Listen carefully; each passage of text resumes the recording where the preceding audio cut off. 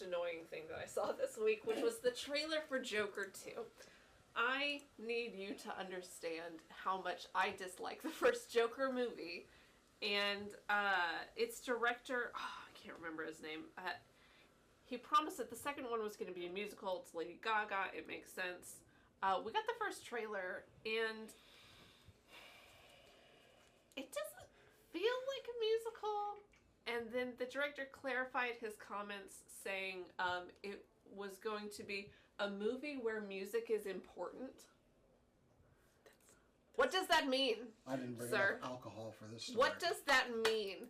Music is important. And, like, there are some musical sequences in the first one. And sure, maybe that they're going to have some, but first of all, that's not a musical. That's not the same thing. And second, this seems to be very much the tone of the first movie. Which, putting a woman in it seems awkward. Because the first one's pretty anti-feminist. It's pretty anti-women. It's very, if you stalk a woman, it's probably because you had a sad childhood.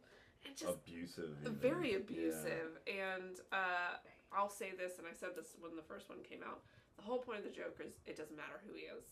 It doesn't matter his background. He had one bad day. He went crazy. That's the whole point of the Joker. So to give Joker a not one but two movie backstory at this point is absolutely insane to do. Lady Gaga looks amazing though. I don't know. She looks, and I almost want to see it just for her performance because she's going to be amazing. Yeah. I'm just glad I'm not the only one that wasn't that big of a fan of the first movie. Because I've heard so many people talk so like, oh my god, it's amazing. Right? I watch it and I'm like, I didn't really care for it, to be honest with you. This does not seem like the Joker that I'm afraid of, okay? Right. You got taken out by a cardboard sign. Yeah.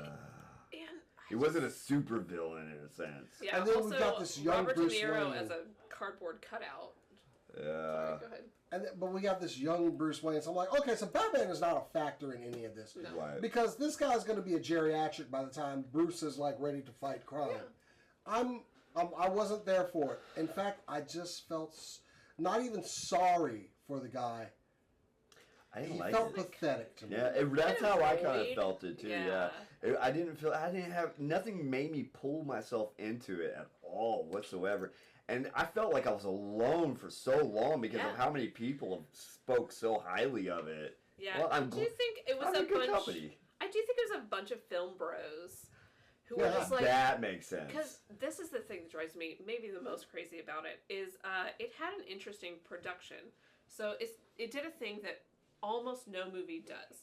It had its composer compose music and then played that music for Joaquin Phoenix to build a scene around. Okay. And you almost never see that with music that's not pop music or some kind of other.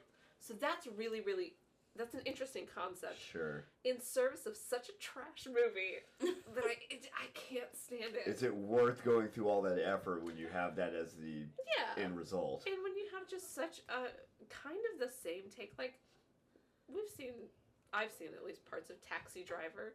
You just remade Taxi Driver. You just remade a bunch of these like, oh, it's a man, but he's by himself, but he had a bad mom, and so he does bad things. And I'm like, we get it. We feel bad for me. Some of us lived through the 70s.